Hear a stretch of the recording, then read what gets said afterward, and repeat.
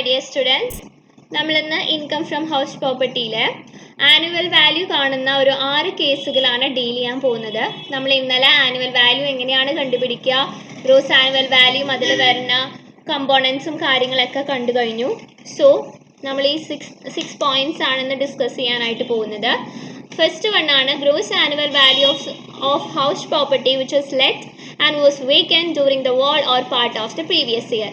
നമ്മൾ let out ചെയ്ത property vacant ആയിട്ട് കിടക്കുകയാണ് വാൾ ഇയറിലേക്കും അതുപോലെ തന്നെ പ്രീവിയസ് ഇയറിൻ്റെ ഒരു പാർട്ടിലേക്ക്, അതായത് കുറച്ച് മാസം വേക്കൻ്റ് ആയി കിടക്കുകയാണ് അല്ലെങ്കിൽ മുഴുവനായിട്ട് വേക്കൻ്റ് ആയി കിടക്കുകയാണെങ്കിൽ എങ്ങനെ വേണം നമ്മൾ ഗ്രോസ് ആനുവൽ വാല്യൂ കണ്ടുപിടിക്കാൻ എന്നുള്ളതാണ് ഇവിടെ പറയുന്നത്.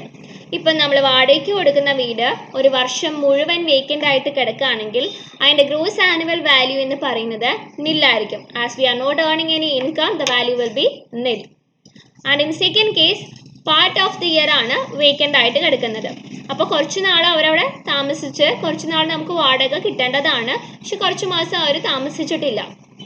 ഫോർ എക്സാമ്പിൾ 12 monthsൽ ഒരു 10 months നമ്മുടെ വാടകക്കാർ അവിടെ സ്റ്റേ ചെയ്തു, 2 മാസം സ്റ്റേ ചെയ്തിട്ടില്ല, 2 മാസം 10 മാസം കഴിഞ്ഞപ്പോഴേക്കും അവർ അവിടുന്ന് വെക്കേറ്റ് ആയിട്ട് പോവുകയാണെങ്കിൽ നമ്മൾ കണക്കാക്കേണ്ട റെൻ്റ് എന്ന് പറയുന്നത് ടോട്ടൽ എത്ര റെൻ്റ് റിസീവ് ചെയ്യണമായിരുന്നോ മൈനസ് എത്ര മാസം അവർ വേക്കൻ്റ് ആയിരുന്നു അതിൻ്റെ റെൻ്റ് ഡിഡക്റ്റ് ചെയ്താൽ മതി. ഇപ്പോൾ ഒരു മാസത്തേക്ക് ഫോർ എക്സാമ്പിൾ 1000 rupees ആണെന്ന് വിചാരിക്കുക.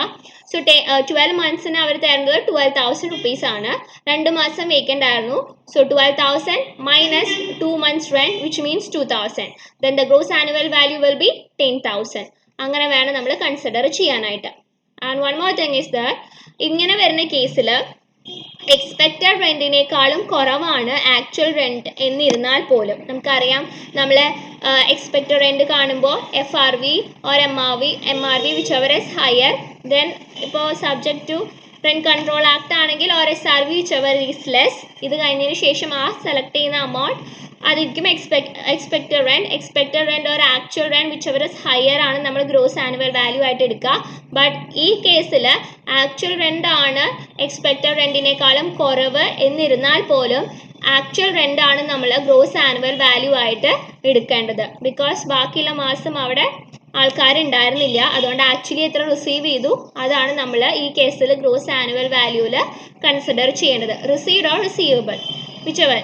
അപ്പോൾ അതാണ് നമ്മൾ ഗ്രോസ് ആനുവൽ വാല്യൂ ആയിട്ട് കൺസിഡർ ചെയ്യേണ്ടത്. And the next one is gross annual value of self occupied house property.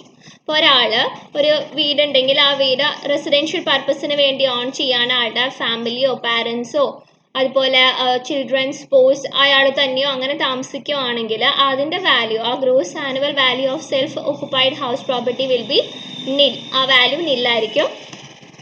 And the third one is gross annual value of house property self-occupied and partially let out. ചിലപ്പോൾ ഉണ്ടാവും ചില വീട് പകുതി self occupied ആയിരിക്കും, പകുതി let out ആയിരിക്കും.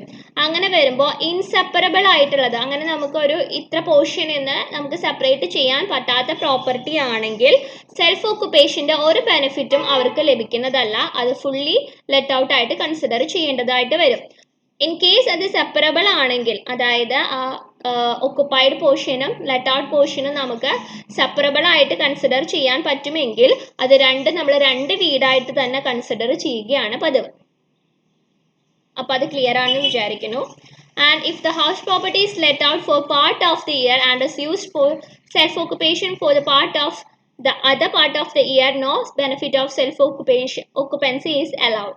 ഇപ്പോൾ ഒരേ വീട് തന്നെ പകുതി മാസം വാടകയ്ക്കും പകുതി മാസം സെൽഫ് ഓക്കുപ്പേഷൻ അങ്ങനെയൊക്കെ കൊടുക്കുകയാണെങ്കിൽ പോലും സെൽഫ് ഓക്കുപ്പൈഡ് ആണ് പകുതി മാസം എങ്കിലും എന്ത് ചെയ്യാൻ പറ്റില്ല, നമുക്ക് അതിനെ സെൽഫ് ഓക്കുപ്പൈഡ് എന്നുള്ളതിനെ ക്ലെയിം ചെയ്യാനായിട്ട് പറ്റില്ല, അതും ലെറ്റ് ഔട്ട് ആയിട്ട് കൺസിഡർ ചെയ്യാം.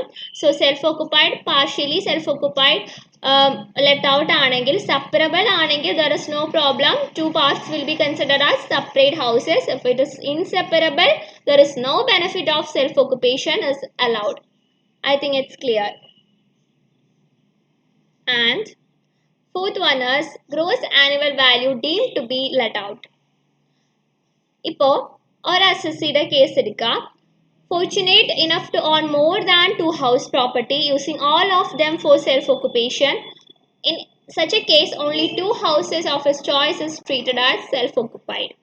എന്ന് പറഞ്ഞു കഴിഞ്ഞാൽ ഇപ്പോൾ ഒരാൾക്ക് രണ്ട് വീടിനേക്കാളും കൂടുതൽ വീടുകൾ സെൽഫ് ഓക്കുപ്പേഷന് വേണമെന്നിരിക്കട്ടെ, മേ ബി കുറെ മെമ്പേഴ്സ് ഉണ്ടെന്ന് വിചാരിക്കാം, അല്ലെങ്കിൽ എന്തെങ്കിലും കാരണത്താൽ he's fortunate to occupy more than 2 house property for self occupation. അതായത് സ്വയം താമസിക്കാനായിട്ട് അയാൾക്ക് രണ്ടിൽ കൂടുതൽ വീടുകൾ വേണ്ട ഒരവസ്ഥയാണ്. രണ്ടിൽ കൂടുതൽ വീടുകൾ അയാൾക്ക് ഉണ്ടെങ്കിൽ അതിൽ ഈ ഓണർക്ക് ചൂസ് ചെയ്യാം 2 വീട്. അത് നമുക്ക് സെൽഫ് ഓക്കുപ്പേഷൻ എന്ന് പറഞ്ഞിട്ട് ടാക്സിൽ ചാർജ് ചെയ്യാം. Even they are using more than 2 homes for self occupation, the other one than 2 homes will be considered as let out. അതായത് അത് ലെറ്റ് ഔട്ട് ആയിട്ട് deem to be let out. Even അത് let out ആവില്ല, മൂന്നാമത്തെ വീട്ടിൽ self occupation തന്നെ ആയിരിക്കാം, പക്ഷെ എന്നിരുന്നാലും ആ മൂന്നാമത്തെ വീട് എന്തായിട്ട് കൺസിഡർ ചെയ്യും?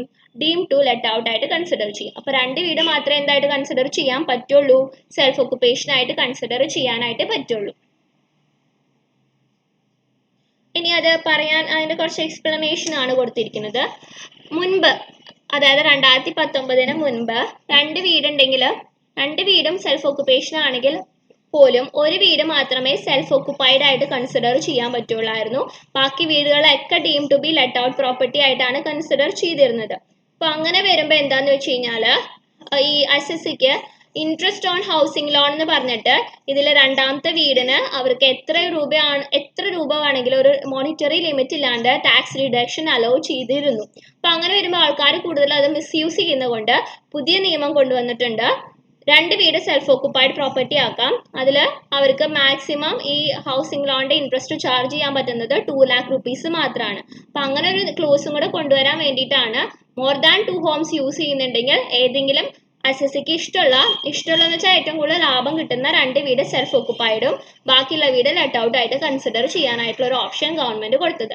ഇത് പുതിയ നിയമപ്രകാരമാണ് 2020-21 ഓൺവേർഡ്സ് ആണ് ഇങ്ങനത്തെ ഒരു നിയമം അസസ്മെന്റിലേക്ക് വന്നത്. 2019 അത് പാസ്സായി, ബട്ട് അസസ്മെന്റിലേക്ക് വന്നത് ഇപ്പോഴാണ്. And the fifth one is gross annual value of self occupied house remaining vacant due to employment. If suppose നമ്മൾ ഇവിടെ തൃശ്ശൂർ ജോലി ചെയ്യുന്നു, നമുക്ക് ഇവിടെ സ്വന്തമായിട്ട് വീടുണ്ട്, വീട്ടിൽ നമ്മൾ താമസിക്കുന്നു, പക്ഷേ നമുക്ക് ജോലി ഇപ്പോൾ ബാംഗ്ലൂർക്കോ വേറെ എവിടേക്കെങ്കിലും കിട്ടി. അപ്പം നമ്മൾ ഇവിടുന്ന് ഈ വീട് പൂട്ടിയിട്ടിട്ട് അവിടെ പോയി വാടകയ്ക്ക് താമസിക്കുകയാണ്. അങ്ങനെ വരുന്ന കേസിൽ ആനുവൽ വാല്യൂ എന്ന് പറയുന്നത് നില്ലായിരിക്കും. അത്രേ ഉള്ളൂ. And sixth one is co-ownership of property. I think we have discussed it earlier. Anyway, co-ownership of propertyയിൽ പറയുന്നത് എന്താണെന്ന് വെച്ച് കഴിഞ്ഞാൽ സംടൈംസ് ഒരു സിംഗിൾ ഹൗസ് പ്രോപ്പർട്ടിക്ക് there should be more than 1 owner. അങ്ങനെ വരുന്ന സമയത്ത് നമ്മൾ എന്ത് ചെയ്യണം എന്നാണ്. As we all know that shares നമുക്ക് ഡിഫൈൻ ചെയ്യാൻ പറ്റുമെങ്കിൽ, അതായത് ഇത്ര പെർസെൻറ്റേജ് ഓഫ് ഷെയർസ് ഡിഫൈൻ ചെയ്യാൻ പറ്റുമെങ്കിൽ അതിൻ്റെ ഇൻകം വരുന്നത്, അതായത് ആ ഇൻകം ആ ഷെയർസിൻ്റെ ബേസിസിൽ നമുക്ക് ഡിഫൈൻ ചെയ്യാം. രണ്ട് പേർക്കും പകുതി ആയിട്ട് കൊടുക്കാൻ പറ്റുമെങ്കിൽ പകുതി 2/3 ആണെങ്കിൽ 2/3 ആയിട്ട് കറക്റ്റ് അങ്ങനെ പ്രപ്പോർഷനിൽ നമുക്ക് ആ ഷെയർസിൻ്റെ പറയാൻ പറ്റുമെങ്കിൽ ആ ഷെയർസിൻ്റെ ബേസിസിൽ ഇൻകം ടാക്സ് ലയബിലിറ്റി നമുക്ക് എന്ത് ചെയ്യാൻ പറ്റും? ഡിവൈഡ് ചെയ്ത് കൊടുക്കാനായിട്ട് സാധിക്കും. സോ അതാണ് അവിടെ പറയുന്നത്. സോ ബൈ ദിസ് ഇന്നത്തെ നമ്മുടെ ക്ലാസ് കഴിഞ്ഞു. ടോപ്പിക്സ് ഒക്കെ മനസ്സിലായെന്ന് വിചാരിക്കുന്നു. എനിവേ ഇത് നോട്ട്സിൽ ഉണ്ടായിരിക്കണം. നോട്ടിലുണ്ടായിട്ട് എന്ത് ചെയ്യണം? ഇന്ന് തന്നെ എഴുതിയിട്ട് എനിക്ക് ഫോട്ടോ എടുത്ത് അയച്ചു തരണം. Okay, thank you.